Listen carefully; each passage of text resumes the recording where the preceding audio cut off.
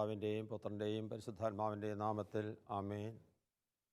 യേശുവിൽ പ്രിയ ദൈവജനമേ, ജീവൻ്റെ കവാടം എന്ന ഈ പ്രോഗ്രാമിൽ ഇന്നേ ദിവസം നമ്മൾ കണ്ടുമുട്ടുക നമ്മെ സ്നേഹിക്കുന്ന ദൈവം നമ്മെ തിരുത്തുന്ന ദൈവമാണ് എന്നുള്ള ബോധ്യമാണ്.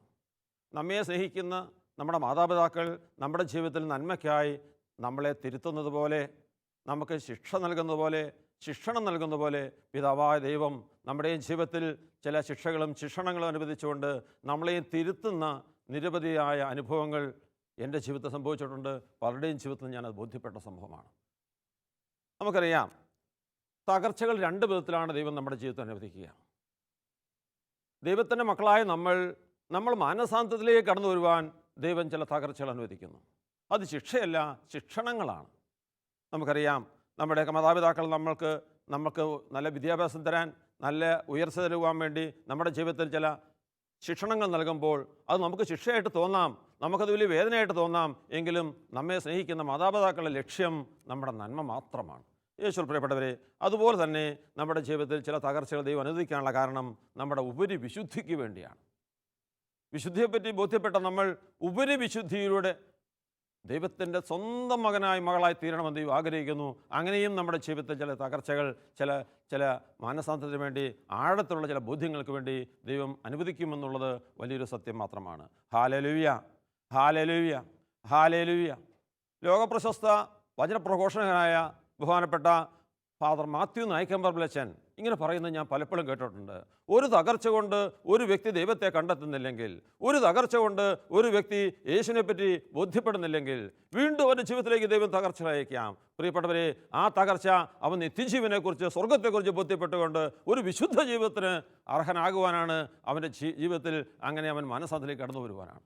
പലപ്പോഴും ഈ തകർച്ചകൾ വരുമ്പോൾ ഭൂരിപക്ഷം ജനങ്ങളും യേശുവിലേക്ക്, ദൈവത്തിലേക്ക് തിരിയുന്നെങ്കിൽ ചിലരെങ്കിലും അവരുടെ മനസ്സിനെ കഠിനമാക്കിക്കൊണ്ട് അവരെ പാപത്തിൽ തുടരുന്ന അവസ്ഥയും നമ്മുടെ സമൂഹത്തിൽ നമ്മൾ കാണുന്നുണ്ട്. എനിക്കറിയാവുന്നൊരു വ്യക്തി, ഈ കേരളത്തിൽ തന്നെയുള്ള വ്യക്തിയാണ്. ആ വ്യക്തി തൻ്റെ ജീവിതത്തിൽ മാറ്റങ്ങൾ വരുത്താൻ ആഗ്രഹിക്കാത്ത വ്യക്തി, മനസ്സിനെ കഠിനമാക്കുന്ന വ്യക്തി, കഠിന മദ്യപാനി, കഠിന പാപി, എല്ലാ വിധത്തിലും ഈ ലോകത്തിൻ്റെ ഒരു മനുഷ്യൻ ആയി ജീവിക്കുന്ന വ്യക്തി.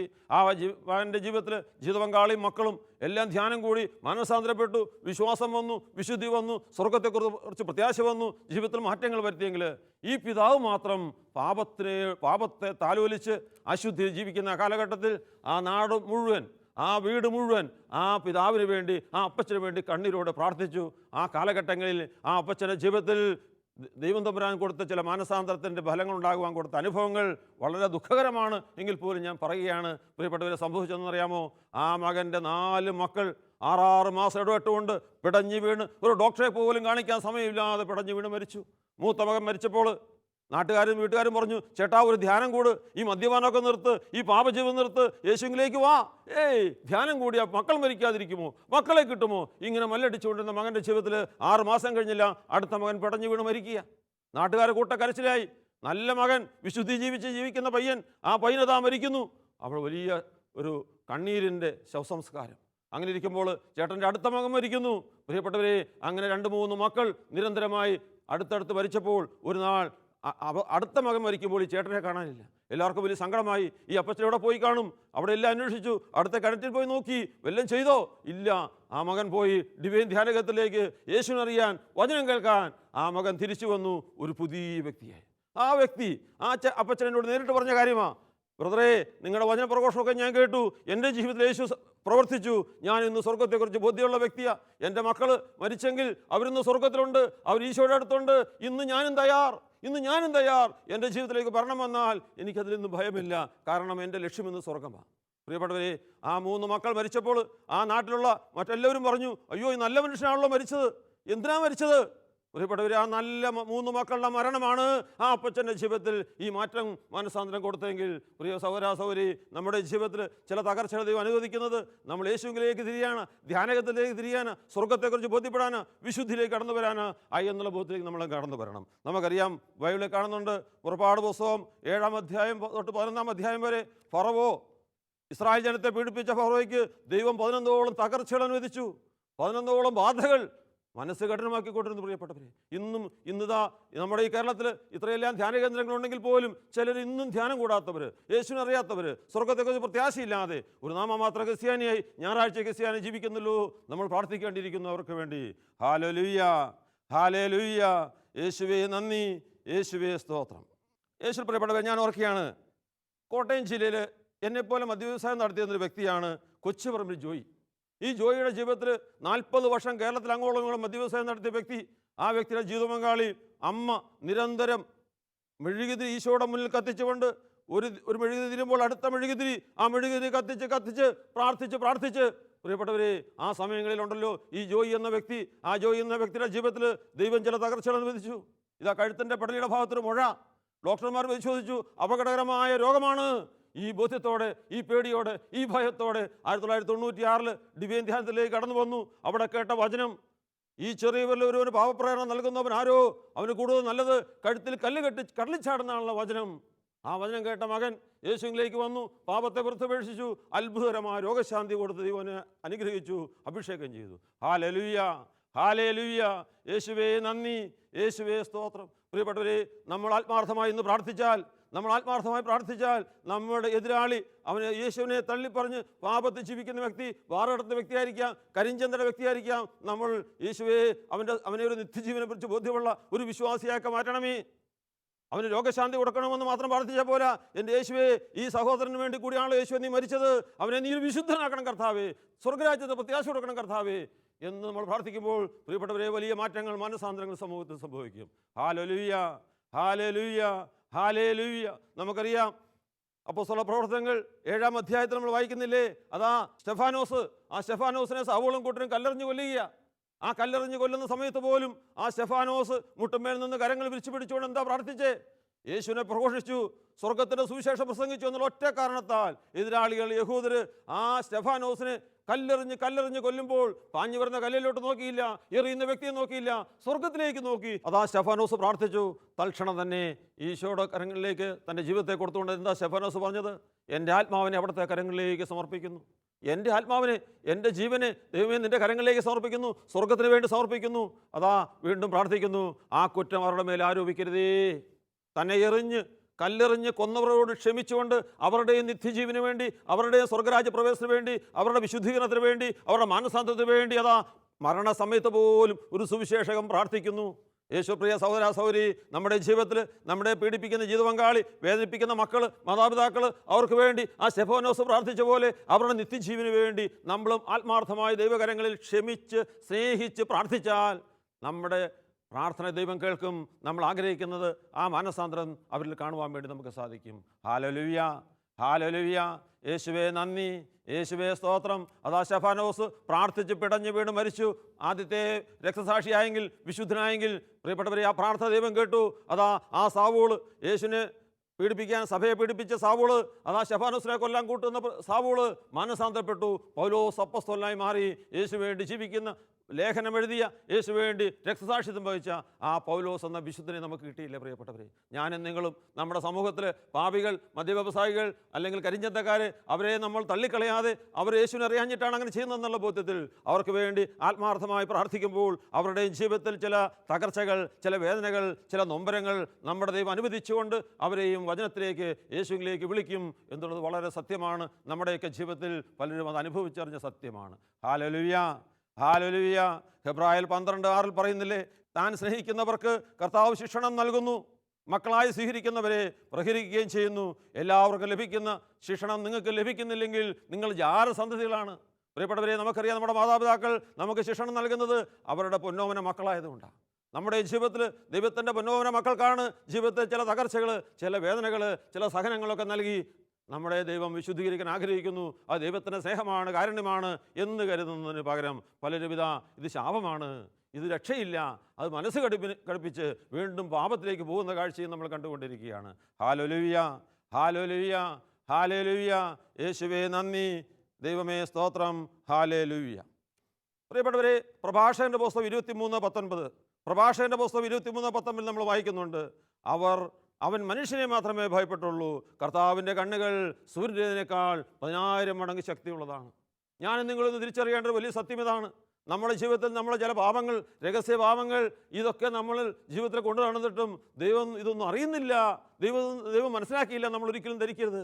പ്രിയ സഹോദരാ സഹോദരി, നമ്മുടെ ജീവിതത്തിലെ ഓരോ നീക്കങ്ങളും, ഓരോ ചിന്തകളും, നമ്മുടെ ആഗ്രഹങ്ങളും അറിയുന്ന ദൈവം നമ്മുടെ ഓരോ ചെറിയ തെറ്റുകളും അറിയുന്നുണ്ട്. നമ്മളെ ശിക്ഷിക്കുന്നില്ല എന്ന് വിചാരിച്ച്, നമുക്ക് ശിക്ഷ നൽകുന്നില്ല എന്ന് വിചാരിച്ച് ദൈവം അറിയുന്നില്ല എന്ന് വിചാരിക്കരുത്. എൻ്റെ ജീവിതത്തിലെ അനുഭവം ഞാൻ ഓർക്കുകയാണ്. 1990 മാർച്ച് 14 എൻ്റെ ജീവിതത്തിൽ മറക്കാനാവാത്ത ദിവസമാണ്. 1989 ഡിസംബർ മാസത്തിൽ ഞാൻ ഇനി മദ്യപിക്കില്ല, കൈക്കൂലി കൊടുക്കില്ല, ബാർ നടത്തില്ല, ചാരായ ഷാപ്പ് നടത്തില്ല എന്നെല്ലാം തീരുമാനമെടുത്തെങ്കിൽ പോലും 1990 മാർച്ച് 14 എൻ്റെ പഴയ അബ്കാരി പാർട്ട്നേഴ്സ് എൻ്റെ ഭവനത്തിലേക്ക് കടന്നു വന്നു. അവരെൻ്റെ അടുത്ത് വന്ന് വളരെയധികം നിർബന്ധത്തോടെ ആവശ്യപ്പെടുകയാണ്, ഔസേപ്പൻ ചേട്ടാ, ഈ വർഷം കൂടി നമുക്ക് ചാരായ ഷാപ്പിലാലും വിളിക്കാൻ വരണം. ഞാൻ പറഞ്ഞു വരില്ല. ഞാൻ ഈശോയുടെ മുന്നിൽ പ്രതിജ്ഞ എടുത്തു, പാപത്തെ പുറത്തുപേക്ഷിച്ചു, പാപത്തിൻ്റെ വരുമാനം എനിക്ക് വേണ്ട. ഇങ്ങനെയൊക്കെ പറയുന്ന സമയത്ത് അവർ വീണ്ടും വീണ്ടും പ്രകോപിപ്പിച്ചു, ഔസേപ്പൻ ചേട്ടൻ്റെ പേരിൽ വിളിക്കേണ്ട, ഞങ്ങളുടെ പേര് വിളിക്കാം, ആരും അറിയേല. ഞാൻ പറഞ്ഞു താല്പര്യമില്ല. വീണ്ടും അവർ പറഞ്ഞു, പ്രിയപ്പെട്ടവരെ, അവർ പറയുകയാണ്, ഇതാ ഔസേപ്പൻ ചേട്ടൻ പൈസ മുടക്കണ്ട, പണം മുഴുവൻ ഞങ്ങൾ മുടക്കിക്കൊള്ളാം, പകുതി ലാഭം തരാം. ധ്യാനം കൂടി 3 മാസമായി ഞാൻ ഇതാ ഇവരുടെ ഈ പ്രലോഭനത്തിൽ, ഇതാ സാത്താൻ്റെ കെണിയിൽപ്പെട്ടു. അവരുടെ കൂടെ ലേല ഹാളിലേക്ക് വന്നു. ലേലം വിളിക്കാൻ ചെന്ന് എന്നോട് ആ എക്സൈസ് കമ്മീഷണർ ചോദിച്ചു, നിങ്ങളല്ലേ ധ്യാനം കൂടി യേശുവിനെ അറിഞ്ഞു, ഇതാ ലേലം വിളിക്കാൻ വരുന്നില്ലെന്ന് പറഞ്ഞല്ലോ. ഞാൻ പറഞ്ഞു, ഞാൻ വെറുതെ കാണാൻ വന്നതാ, കാണാൻ പോകാൻ പാടില്ലെന്ന് അവിടെ പറയുന്നില്ല. അതാ ഞങ്ങൾ വിളിക്കാൻ തുടങ്ങി. വിളിച്ചപ്പോഴെന്ന് ചോദിച്ചു, എന്താ നിങ്ങൾ വിളിക്കുന്നത്? അപ്പോൾ ഞാൻ പറഞ്ഞു, യേശു പഠിപ്പിക്കുന്നത് എന്താ, തന്നെ പോലെ തൻ്റെ അയൽക്കാരനെ സ്നേഹിക്കണമെന്നാ. ഞാൻ അവർക്ക് വേണ്ടിയാണ് വിളിക്കുന്നത്, എനിക്ക് വേണ്ടിയല്ല. പ്രിയപ്പെട്ടവരെ, വളരെ ലാഭത്തിൽ അതാ ഞങ്ങളുടെ വ്യവസായം ഉറപ്പിച്ച് കിട്ടി. വലിയൊരു ലാഭം പ്രതീക്ഷിക്കുന്നു, പകുതി ലാഭം എനിക്ക് കിട്ടും. അവർക്ക് വലിയ സന്തോഷമായി. എന്നെ കൂട്ടിക്കൊണ്ട് അടുത്ത ഹോട്ടലിലേക്ക് പോയി. അവരെല്ലാം മദ്യപിക്കാൻ തുടങ്ങി.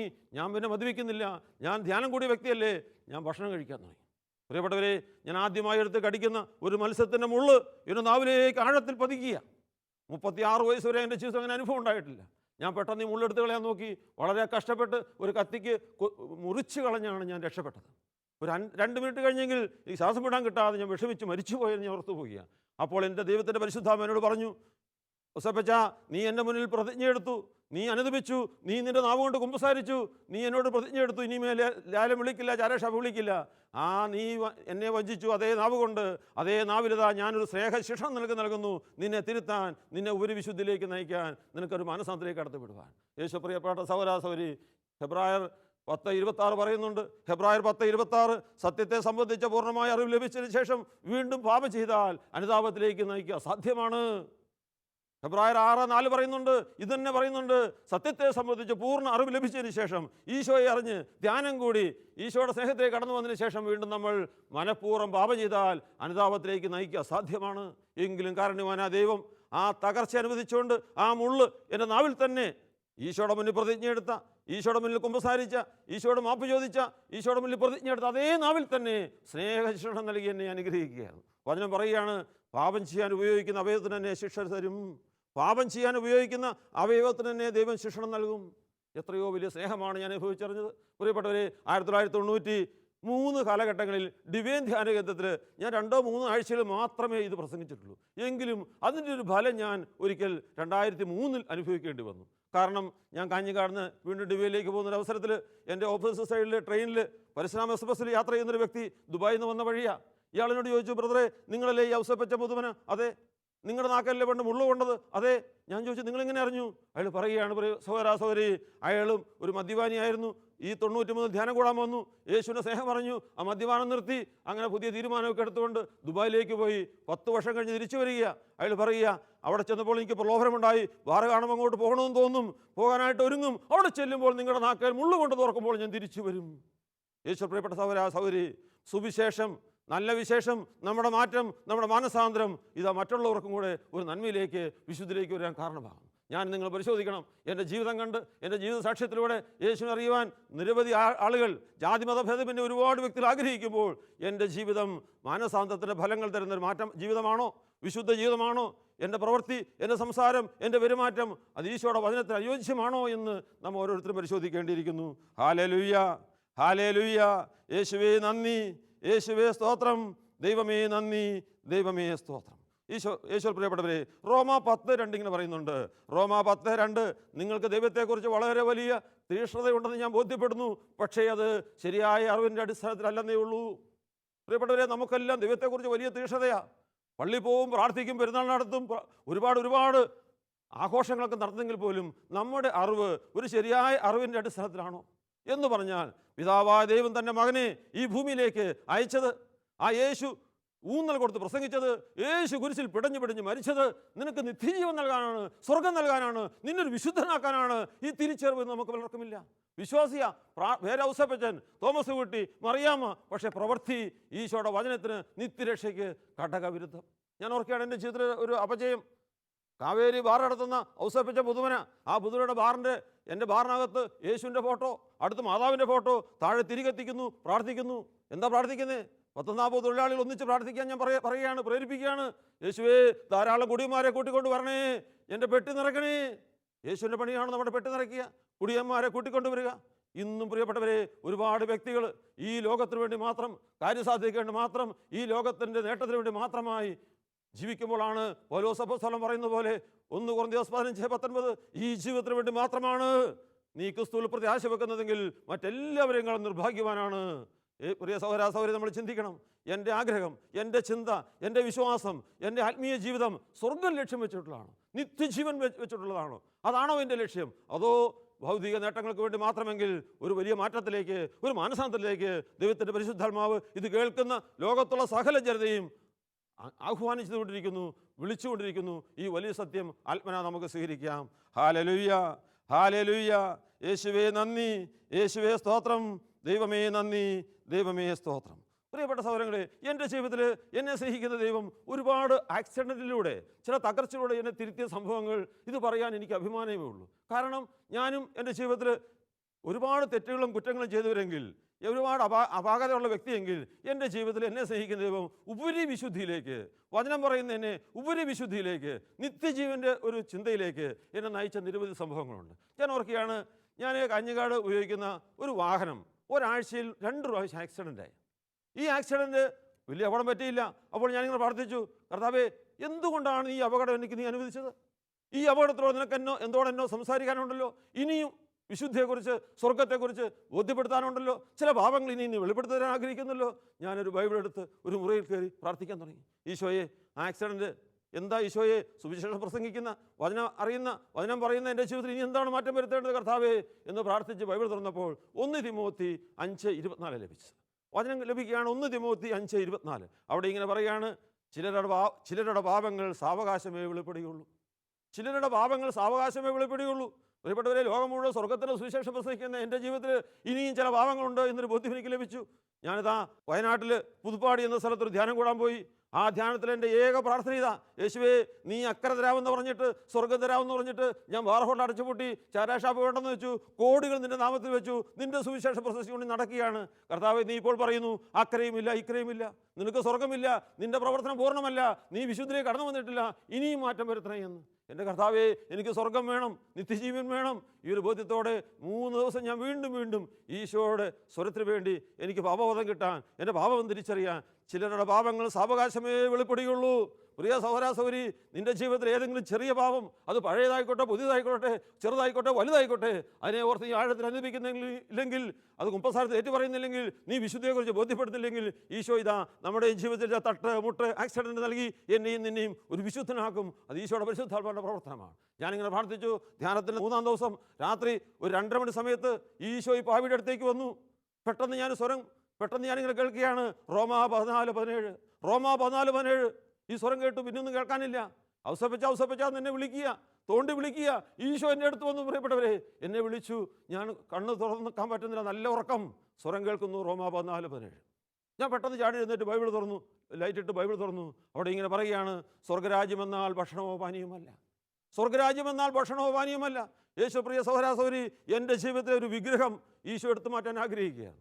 ഒരു കാസർഗോഡ് ജില്ലയിലെ ഒരു ഹോട്ടലിലെ ഒരു ഭക്ഷണം, ആ ഭക്ഷണത്തോട് എനിക്ക് അമിതമായ സ്നേഹം. ആ ഭക്ഷണം എൻ്റെ ജീവിതത്തിൽ വിഗ്രഹമായി മാറി. യേശുപ്രിയ സഹോദരി, ദൈവത്തേക്കാൾ അധികമായി ഈ ലോകത്ത് നമ്മൾ എന്തിനെ സ്നേഹിക്കുന്നു, അതാണ് വിഗ്രഹം.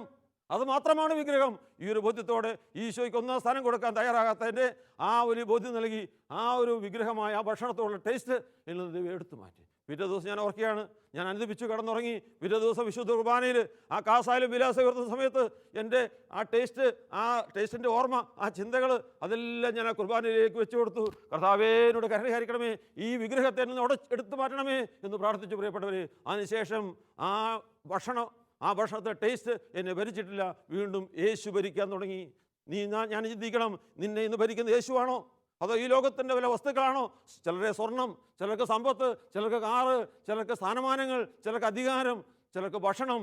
യേശു പ്രിയപ്പെട്ട സൗരാസൗരി, യേശുവിന് പറഞ്ഞ് ഞാൻ യേശുവിൻ്റെ ജീവിതത്തിൽ ഒന്നാം സ്ഥാനം കൊടുത്തുകൊണ്ട് മറ്റൊന്നും നമ്മളെ ഭരിക്കാൻ അനുവദിക്കാതെ യേശുവിലേക്ക് തിരിയാൻ, പൂർണ്ണമായി സമർപ്പിക്കാൻ. സമ്പത്തല്ല, ജീവിത പങ്കാളിയല്ല, മക്കളല്ല, സ്വർണമല്ല, നിന്നെ രക്ഷപ്പെടുത്തിയത് നിൻ്റെ യേശുവാണ്, ദൈവമാണ് നിനക്ക് വേണ്ടി കുരിശിൽ മരിച്ചത്. ഈ പൂർണ്ണ ബോധ്യത്തോടെ നിൻ്റെ ജീവിതത്തെ പൂർണ്ണമായി യേശുവിന് സമർപ്പിച്ചുകൊണ്ട് ഒരു വിശുദ്ധനാകണം, എനിക്കൊരു വിശുദ്ധനാകണം, എന്ത് വില കൊടുത്തും സ്വർഗം നേടിയെടുക്കണം. ഈ ലക്ഷ്യബോധത്തോടെ, വിശുദ്ധിയോടെ, പരസ്നേഹത്തിൽ ജീവിച്ച് മുന്നേറുവാൻ നമുക്ക് തയ്യാറാകാം. വിശുദ്ധ മത്തായി 6:31 പറയുന്നില്ലേ? വിശുദ്ധ മത്തായി 6:33, ആദ്യമായി ദൈവരാജ്യത്തെ നീതി മനുഷ്യപ്പിൻ, ബാക്കിയെല്ലാം കൂട്ടിച്ചേർത്ത് തരും. 5 അപ്പം കൊണ്ട് 5000 പേരെ തീറ്റിപ്പോയി യേശുനാഥൻ്റെ വാഗ്ദാനമാണ്. ആ വാഗ്ദാനമാണെങ്കിൽ കൽപ്പനയെ പ്രിയപ്പെട്ടവരെ, നീ സ്വർഗത്തെക്കുറിച്ച് ബോധ്യപ്പെട്ടുണ്ട്, നിത്യജീവനെക്കുറിച്ച് ബോധ്യപ്പെട്ടുണ്ട്. ഒരു കന്നുകാലിയെപ്പോലെ, ഒരു കാളയെപ്പോലെ ചത്തുടങ്ങി തീരേണ്ടതല്ല എന്ന് വിശ്വസിച്ചുകൊണ്ട് സ്വർഗം ലക്ഷ്യം വെച്ച് നീ ജീവിക്കുന്നെങ്കിൽ, പരസ്നേഹത്തിൽ ജീവിക്കുന്നെങ്കിൽ, ഇതാ നിനക്ക് വേണ്ടത് വേണ്ട സമയത്ത് വേണ്ട പോലെ ഞാൻ കൂട്ടിച്ചേർത്ത് തരാം. ആരാണ് വാഗ്ദാനം ചെയ്യുന്നത്? ലോകം സൃഷ്ടിച്ച ദൈവം, യേശു തമ്പുരാൻ. ഈ ഒരു ബോധ്യത്തോടെ പ്രിയപ്പെട്ടവരെ, നമ്മുടെ മാനസാന്തരം പൂർണ്ണമാക്കാൻ, ഒരു വിശുദ്ധ ജീവിതം നയിക്കാൻ, നമ്മുടെ സമ്പത്ത്, സമയം, കഴിവുകൾ ദൈവത്തിന് വേണ്ടി, ദൈവജനത്തിന് വേണ്ടി, സഭയ്ക്ക് വേണ്ടി മാറ്റിവെക്കുവാൻ ദൈവത്തിൻ്റെ ആത്മാവ് നമ്മളെ ശക്തിപ്പെടുത്തട്ടെ. നമുക്കൊരു നിമിഷം പ്രാർത്ഥിക്കാം.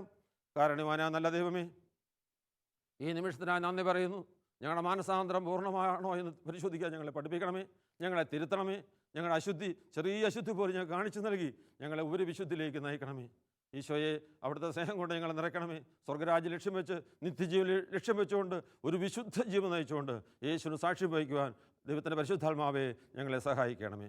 പിതാവിൻ്റെയും പുത്രൻ്റെയും പരിശുദ്ധാത്മാവിൻ്റെ നാമത്തിൽ ആമേൻ.